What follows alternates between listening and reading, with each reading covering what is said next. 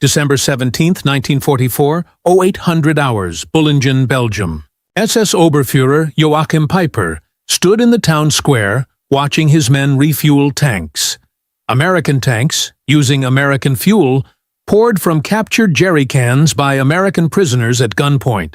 Peiper commanded Kampfgruppe Peiper, the spearhead of the 1st SS Panzer Division Leibstandarte Adolf Hitler. 4,800 men and 117 armored vehicles tasked with breaking through American lines, reaching the Meuse River, and splitting the Allied armies in two. The operation had begun only 30 hours earlier.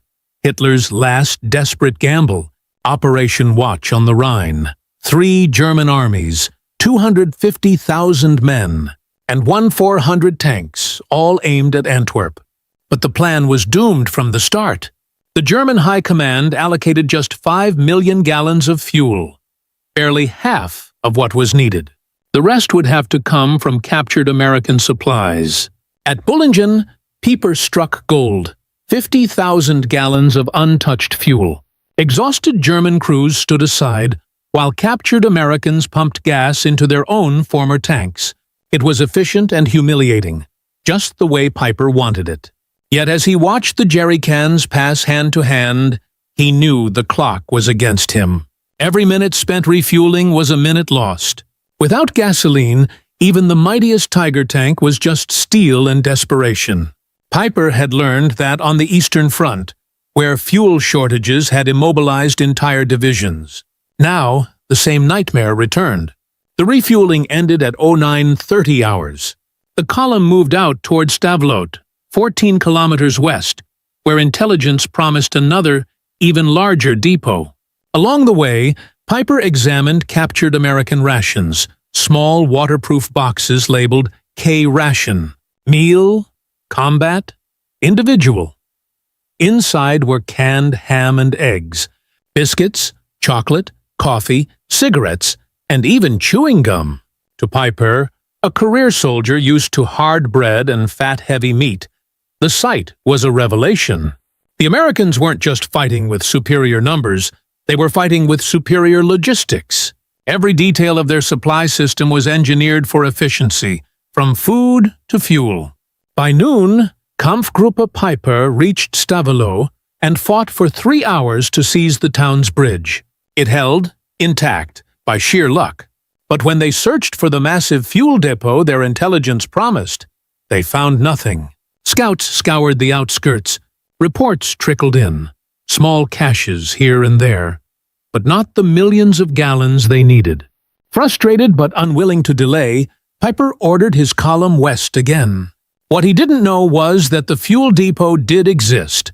3 million gallons of gasoline stacked in jerry cans along a roadside barely 300 yards from his path. It wasn't hidden. There were no fences or tanks or buildings, just endless rows of cans stretching for miles. But Peiper never saw it. He expected a depot to look German, industrial, centralized, obvious. The American system was mobile, modular, invisible. That oversight sealed his fate. 4 days later, Peiper's advance stalled at Stoumont.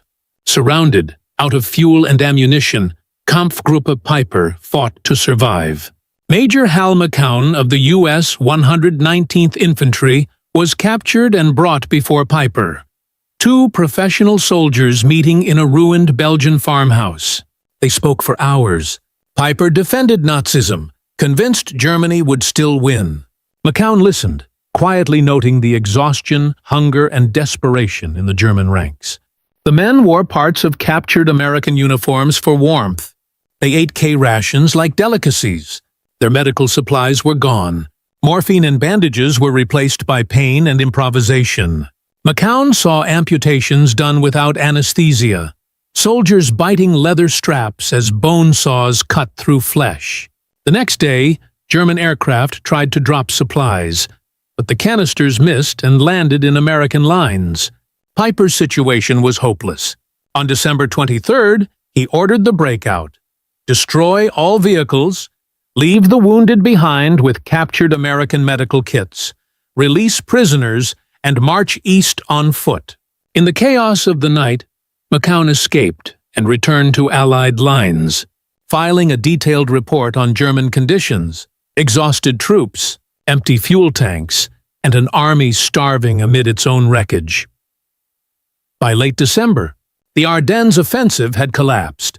Peiper abandoned over 100 tanks and 135 vehicles, all fully functional but out of fuel. Steel giants turned into frozen monuments of failure. Weeks later, captured German generals like Hasso von Manteuffel explained to American interrogators that they had known from the start the offensive was impossible. Hitler's plan relied on capturing enemy fuel. The math had never worked. German logistics, crippled since the Eastern Front, depended on horse-drawn wagons that couldn't keep pace with armored warfare. By contrast, the Americans had endless trucks, secure supply lines, and industrial might that could feed and fuel millions. The Luftwaffe's failure to protect transportation routes, Allied air dominance, and the destruction of rail networks all ensured that the German advance would run dry long before it reached Antwerp. Manteuffel was blunt. "We did not lose because we were outfought. We lost because we were outsupplied." Even SS General Sepp Dietrich, commander of the 6th Panzer Army, admitted bitterly after the war that his Panzer Army ended with only 6 tanks still running. Fuel, not courage, decided the Ardennes. Peiper himself, captured in 1945, told American interrogators how his men drove right past the 3-million-gallon depot at Stavelot without realizing it. When shown the map, he simply smiled and said, "I am sorry." That small oversight symbolized the entire German failure, an army that could fight brilliantly but could not sustain itself. The Battle of the Bulge was not just a contest of armies. It was a test of industrial civilization.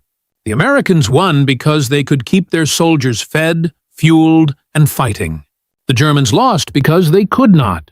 In the end, it was not the Tiger tank or the Sherman that decided the battle. It was the jerry can. Logistics, not legend, determined the fate of the Ardennes, and with it, the fate of the Third Reich.